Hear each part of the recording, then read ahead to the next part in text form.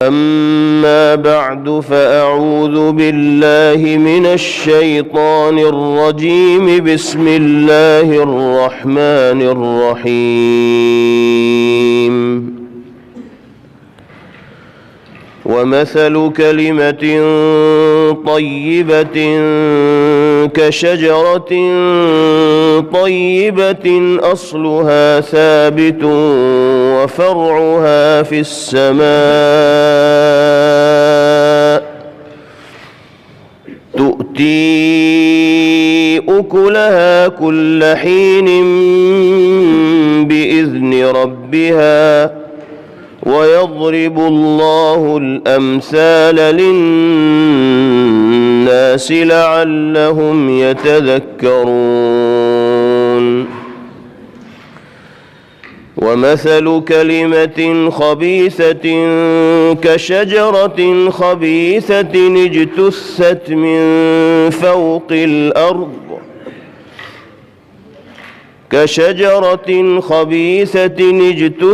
من فوق الأرض ما لها من قرار. يثبت الله الذين آمنوا بالقول الثابت في الحياة الدنيا وفي الآخرة ويضل الله الظالمين ويفعل الله ما يشاء.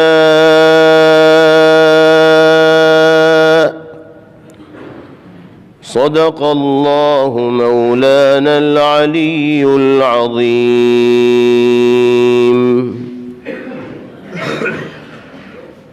حضرت عبداللہ ابن عباس رضی اللہ تعالی عنہما ارشاد فرماتے ہیں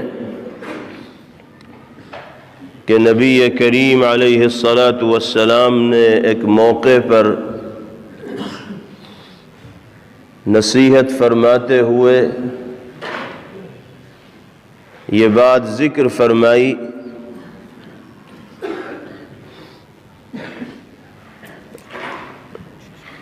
اربع من اعطیہن فقد اعطی خیر الدنیا والآخرہ. 4 چیزیں جس انسان کو عطا کر دی جائیں اس کو دنیا اور آخرت کی بہترین دولتوں سے گویا کہ نواز دیا گیا ہے. ترغیب کے طور پر نبی کریم علیہ الصلاۃ والسلام اس طرح کے جملے ارشاد فرمایا کرتے تھے تاکہ لوگ ان صفات کو اپنے اندر پیدا کرنے کی کوشش کریں اور ان نعمتوں اور دولتوں کے مستحق بنیں جن کو اللہ کے رسول صلی اللہ علیہ وسلم نے دنیا اور آخرت کی بہترین دولت و نعمت سے تعبیر فرمایا ہے. 4 چیزیں جس انسان کے اندر ہوں گی وہ ایسا خوش نصیب اور سعید ہوگا کہ دنیا کی عظیم الشان دولتیں بھی اس کا مقدر بن رہی ہوں گی اور آخرت کی لازوال نعمتوں کا بھی وہ مستحق قرار دیا جائے گا. ان میں سے پہلی چیز نبی کریم علیہ الصلاۃ والسلام نے ذکر فرمائی لسان ذاکر. دوسری چیز بیان فرمائی وقلب شاکر. اور تیسری چیز بیان فرمائی وبدن علی البلاء صابر. اور چوتھی چیز بیان فرمائی وزوجة لا تبغيه خوفا من نفسها ولا ماله او كما قال صلی اللہ علیہ وسلم. پہلی صفت ذکر کرنے والی زبان اپنے اندر پیدا کرنا. شکر ادا کرنے والا دل اپنے اندر بنانا اور اپنے آپ کو مصیبتوں پر صبر کرنے کا عادی بنانے کی کوشش کرنا، اور ایسی شریک زندگی کا ساتھ ہونا، ایسی رفیق حیات کا ساتھ ہونا جو اپنی اور شوہر کی عزت کی حفاظت کرنے والی بھی ہو اور شوہر کے مال کی محافظہ بن کر بھی زندگی گزارتی ہو۔ نبی کریم علیہ السلام فرماتے ہیں کہ یہ 4 چیزیں جس انسان کو نصیب ہو جائیں گی، دنیا اور آخرت کی بہترین نعمتوں سے گویا کہ اس کے دامن کو بھر دیا جائے گا۔ ہم اگر کوشش کریں گے،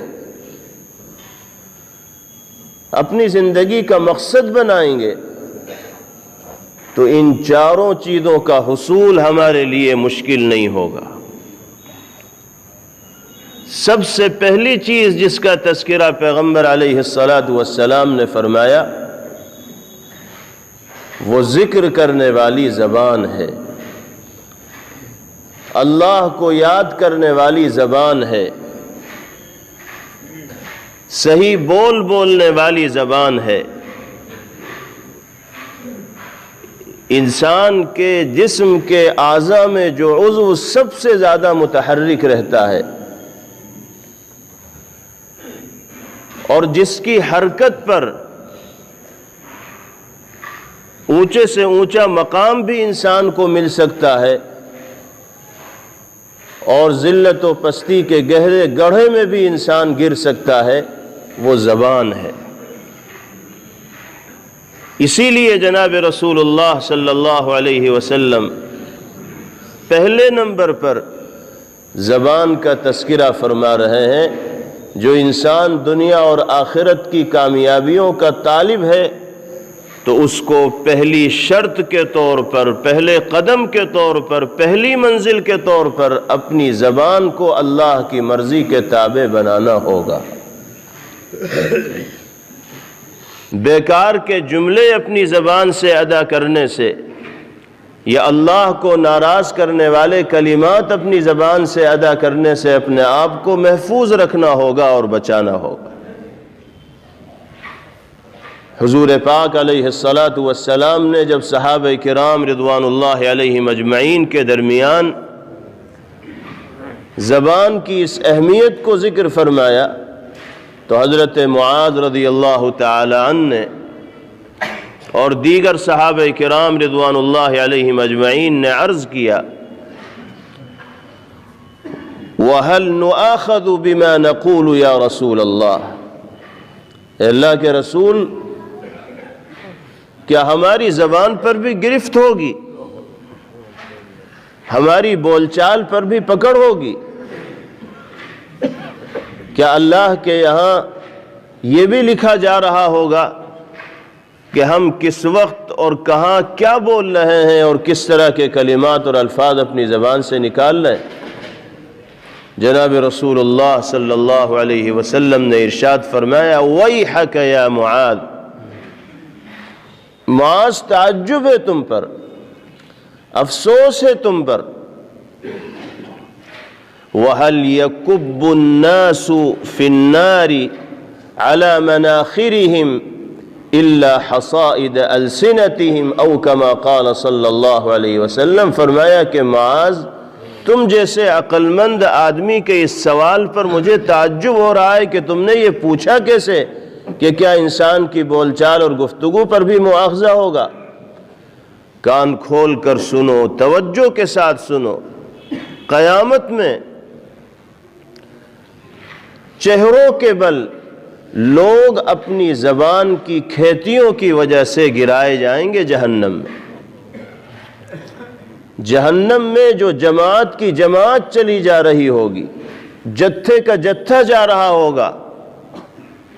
جہاں بہت سے گناہ اور بدعمالیاں ان سب کے جہنم میں جانے کا باعث اور ذریعہ بنیں گے، وہاں اہم گناہ زبان کا غلط استعمال ہوگا، زبان کی غلط کھیتی ہوگی اور اسی کے نتیجے میں انسان کو جہنم کی ذلت و خواری اور سختی کا سامنا کرنا پڑے گا۔ اس پیغام سے جناب محمد الرسول اللہ صلی اللہ تعالی علیہ وسلم نے امت کو اپنی زبان کے صحیح استعمال کا عادی اور پابند بنانے کی تلقین کی، اس لیے کہ ایک لمبی فہرست ہے ان گناہوں کی جو زبان کی وجہ سے وجود میں آتے ہیں۔ جھوٹ ہو، غیبت ہو، چغلی ہو، بہتان ہو، دل آزاری ہو، لوگوں پر نازیبا تبصرہ کرنا ہو، دور بیٹھے انسان کی عزت سے کھلواڑ کرنا ہو، دو محبت کرنے والے قبیلوں، خاندانوں اور انسانوں کے درمیان نفرت کا بیج بونا ہو، یہ سارے کے سارے گناہ وہ ہیں جو انسان اللہ کے دیے ہوئے اس چھوٹے سے لیکن نہایت قیمتی عضو کے غلط استعمال کی وجہ سے انجام دیتا ہے، اور پھر بلا توبہ اگر دنیا سے وہ چلا جاتا ہے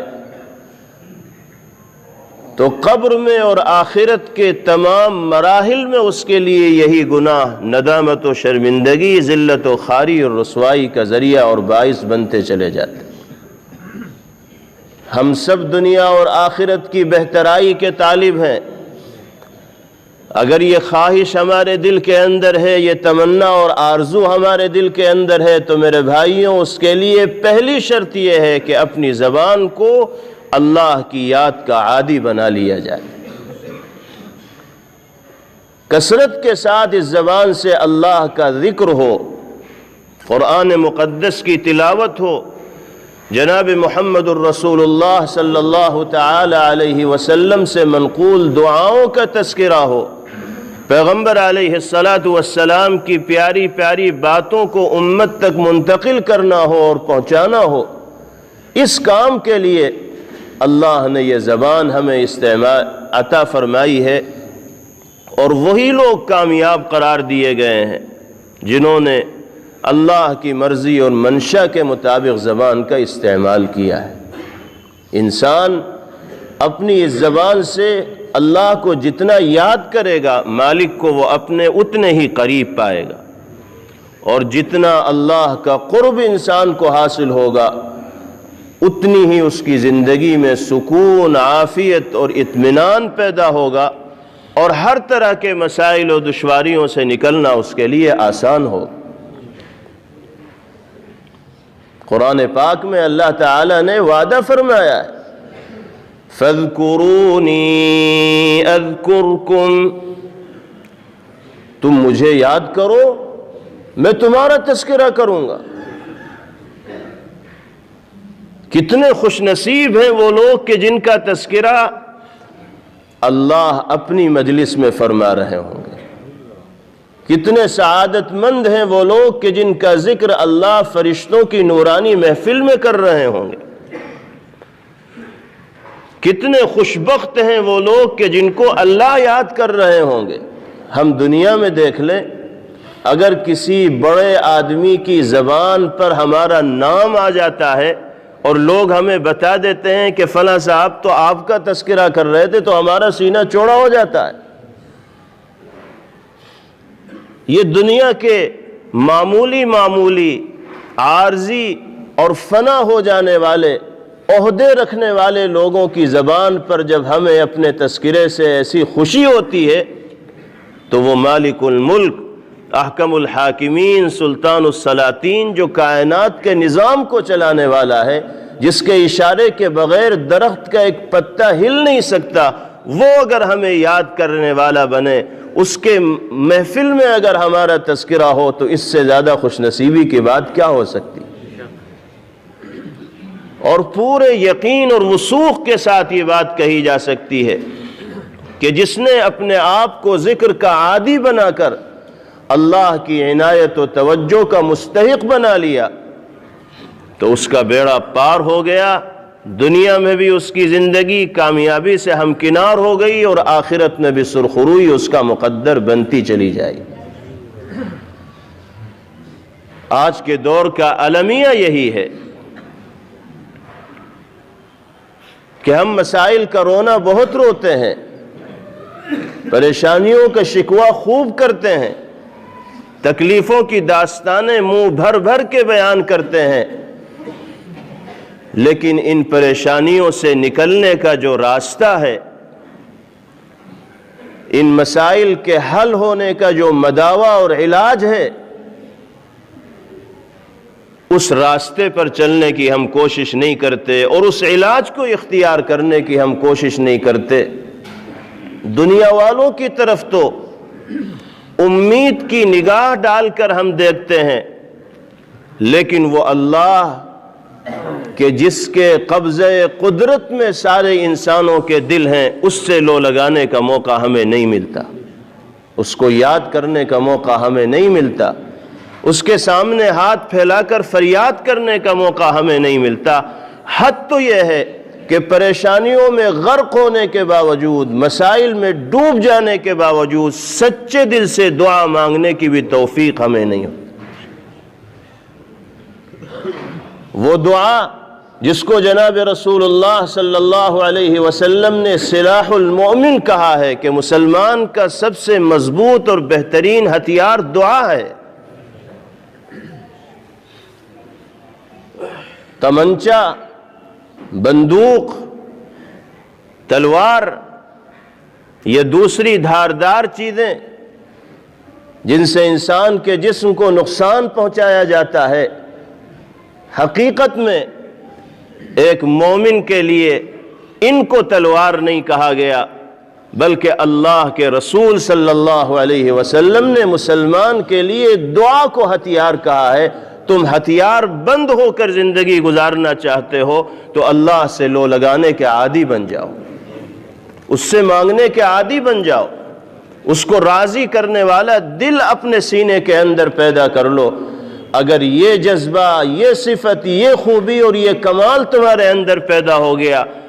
تو کوئی بندوق تمہیں نقصان نہیں پہنچا سکتی، کوئی تمنچا تمہیں نقصان نہیں پہنچا سکتا، کوئی ترشول، کوئی تلوار تمہیں نقصان نہیں پہنچا سکتی، اس لیے کہ پھر مالک تمہارا محافظ ہوگا، اور جس کی حفاظت کا حصار اللہ نے بنا لیا ہو، ساری دنیا مل کر اس حصار کو توڑ نہیں سکتی۔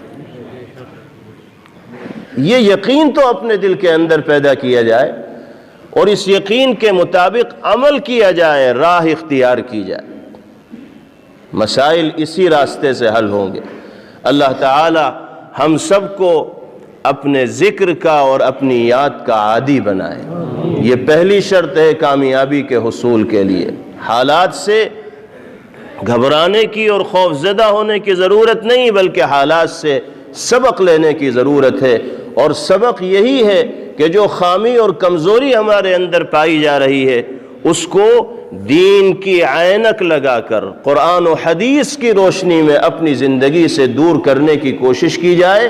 اللہ کو راضی کرنے کی کوشش کی جائے۔ اس سے بہتر راستہ حالات کا مقابلہ کرنے کا اور اس سے نکلنے کا نہ کوئی دوسرا ہوا ہے اور نہ ہو سکتا ہے۔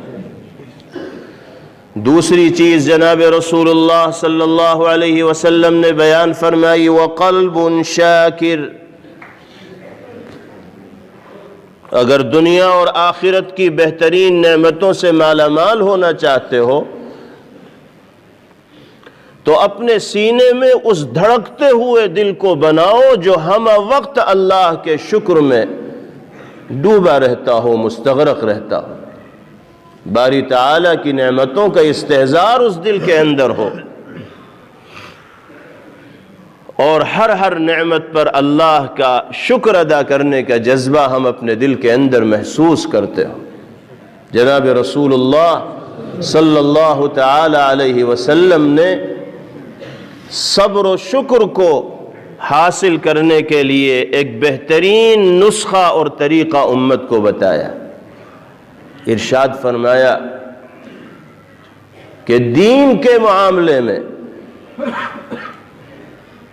اپنی نگاہ میں ہمیشہ ان لوگوں کو رکھو جو تم سے اوپر والے پائیدان پر زندگی گزار رہے ہیں، جن کو اللہ نے تم سے زیادہ دینی تقاضوں پر عمل کرنے کی توفیق مرحمت فرمائی، جو تم سے زیادہ دینی جذبہ اپنے اندر رکھتے ہیں، دینی معاملات میں ایسے لوگوں کو اپنا آئیڈیل اور نمونہ بنا کر زندگی گزارو، اللہ رب العزت والجلال تمہیں دینی اعتبار سے مزید ترقیات سے مالا مال فرمائیں گے۔ تم اپنے کاموں کو کم سمجھتے رہو گے، معمولی سمجھتے رہو گے، اور اسی سے تمہاری ترقی کا راستہ کھلے گا۔ جب دوسروں کو اپنے مقابلے میں اس اعتبار سے تم بہتر سمجھو گے تو ان تک پہنچنے کا جذبہ تمہارے دل میں پیدا ہوگا، ان تک پہنچو گے تو ان سے اوپر کے لوگ جو ہیں ان کو اپنے پیش نظر رکھو تو اللہ اس سے اوپر والی سیڑھی پر جانے کا راستہ تمہارے لیے کھولیں گے۔ اس طرح دینی اعتبار سے ترقی کے منازل کو تم طے کرتے چلے جاؤ۔ اور فرمایا کہ دنیاوی معاملات میں اپنے سے کم حیثیت لوگوں کو نگاہ میں رکھ کر زندگی گزارو، اللہ دل میں شکر کا جذبہ پیدا فرمائیں گے، ٹینشن فری ہو کر تم دنیا میں زندگی گزارو گے اور اللہ عافیت کو تمہارا مقدر بنائیں گے۔ لیکن اب صورتحال یہ ہے کہ ہم بالکل الٹا سوچنے لگے ہیں، دینی معاملات میں اپنے سے کم رتبہ اور درجہ رکھنے والے لوگوں کو ہم پیش نظر رکھتے ہیں تو ہمارے دل کے اندر یہ بات آ جاتی ہے کہ ہم تو بڑے تیس مار خواہ ہیں، بڑے نمازی ہیں، بڑے متقی اور پرہیزگار ہیں، ورنہ کتنے ایسے ہیں جو نماز پڑھنے والے نہیں۔ تو ہمارے دل میں آگے بڑھنے کی امنگ اس لائن میں نہیں رہتی، ترقی کرنے کا جذبہ اس لائن میں نہیں رہتا، اور دنیاوی معاملات میں اپنے سے کم حیثیت کو دیکھنے کے بجائے ہم اپنے سے اوپر والے کو نگاہ میں رکھتے ہیں کہ فلاں کے پاس 2 منزلہ گھر ہے تو ہمارے پاس تو 3 منزلہ ہونا چاہیے، ہمارا تو ایک ہی منزل کا ہے۔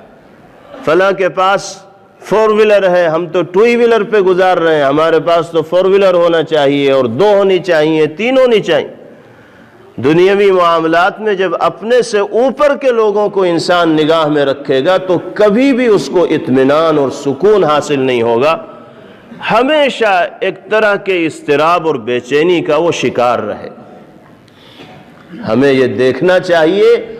کہ اگر اللہ نے ہمیں سر چھپانے کے لیے چھت دی ہے تو دنیا میں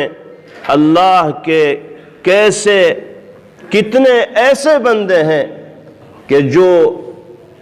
اس سخت سردی میں ٹھٹھرتے ہوئے رات گزار دیتے ہیں۔ ان کے پاس سر چھپانے کے لیے جگہ تو دور کی بات، اپنے لیٹنے کے لیے بستر بچھانے کی جگہ نہیں ہے، اپنے جسم کو سردی سے محفوظ رکھنے کے لیے کوئی قابل ذکر لحاف نہیں ہے، چادر نہیں ہے، کمبل نہیں ہے۔ آپ اس سخت سردی میں بھی اگر شہروں کی سڑکوں پر سے گزریں گے تو آپ کو فٹ پاتھ پر بھی اللہ کی ایک مخلوق رات گزارتی ہوئی مل جائے گی۔ کتنے شکر کا مقام ہے کہ اللہ نے ہمیں رہنے کے لیے گھر تو دے رکھا ہے۔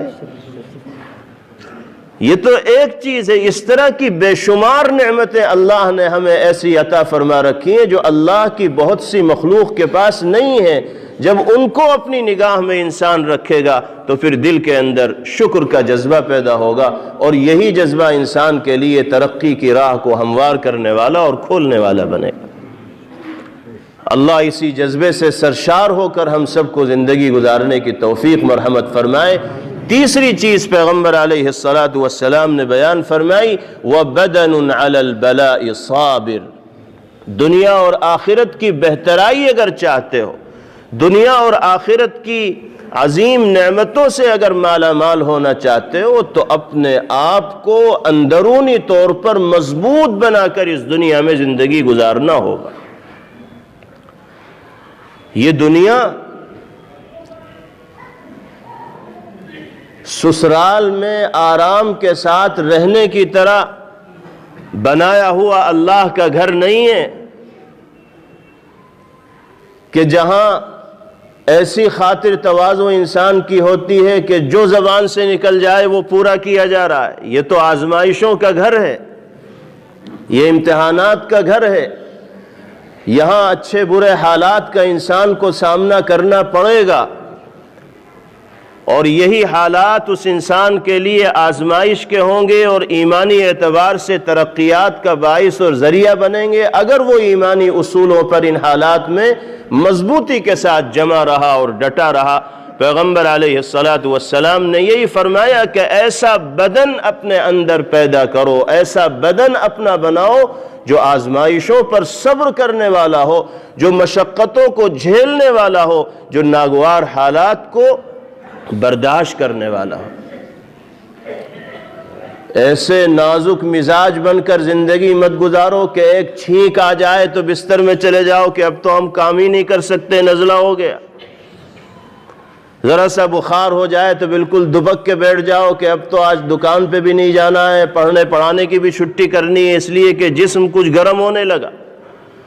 بعض لوگوں کی تو نازک مزاجی کا یہ عالم ہے کہ اگر کسی دوسرے نے ہاتھ پکڑ کے کہہ دیا کہ میاں تمہیں تو بخار لگ رہا ہے، تو وہیں سے ان کی جو بی پی ہے وہ ڈاؤن ہونی شروع ہو جاتی ہے، اتنا اثر لے لیتے ہیں کہ واقعتاً مجھے بخار ہو رہا ہوگا۔ مسلمان کو تو جرأت کے ساتھ، ایمانی طاقت کے ساتھ، بھرپور اعتماد کے ساتھ زندگی گزارنی ہے، اور سخت سے سخت حالات کو مسکراتے ہوئے، تبسم کے ساتھ، خندہ پیشانی کے ساتھ جھیلنا ہے اور برداشت کرنا ہے۔ اگر ہم ایمان کے اصولوں پر مضبوطی کے ساتھ جمے ہوئے ہیں تو مخالف سے مخالف حالات یقین رکھیے ہمارا بال بیکا نہیں کر سکتے، اور اگر ہم حالات سے متاثر ہو کر کمزور ہو گئے اور ان حالات کو ہم نے اپنے اوپر حاوی کر لیا تو اس کا سیدھا مطلب یہ ہے کہ اس ایمانی طاقت کا ہم استعمال نہیں کر پا رہے ہیں جو اللہ نے شان امتیاز کے طور پر ہمیں عطا فرمائی۔ باری تعالیٰ اس نعمت سے، اس دولت سے ہم سب کو سرفراز فرمائے۔ اور آخری چیز نبی کریم علیہ السلام نے ارشاد فرمائی کہ دنیا اور آخرت کی بہترائی اگر چاہتے ہو تو تمہارے لیے رفیق زندگی کا ایسا انتخاب ہونا چاہیے، شریک حیات کا ایسا انتخاب ہونا چاہیے جو اللہ کے دین پر عمل کرنے کے سلسلے میں تمہاری معین و مددگار ہو، وہ اپنی عزت کی، جان کی اور مال کی بھی محافظ ہو، اور تمہاری عزت و جان و مال کی بھی محافظ بن کر زندگی گزارنے والی ہو۔ ایسی شریک زندگی اگر مل جائے، بیوی کو اگر ایسا شوہر مل جائے اور شوہر کو اگر ایسی بیوی مل جائے تو وہ گھر جنت کا نمونہ بنتا ہے، اور اس گھر میں پیدا ہونے والے بچے بھی اللہ کی مرضی کے تابع ہو کر زندگی گزارنے کا سلیقہ حاصل کرتے ہیں۔ لیکن یہ تمام چیزیں اسی وقت ہمیں حاصل ہو پائیں گی جب دین کا سچا جذبہ ہمارے دل کے اندر ہوگا اور اس کو اپنی نسلوں تک منتقل کرنے کا جذبہ، فکر اور تڑپ ہمارے دل کے اندر پائی جا رہی ہے۔ اللہ تعالی ہم سب کو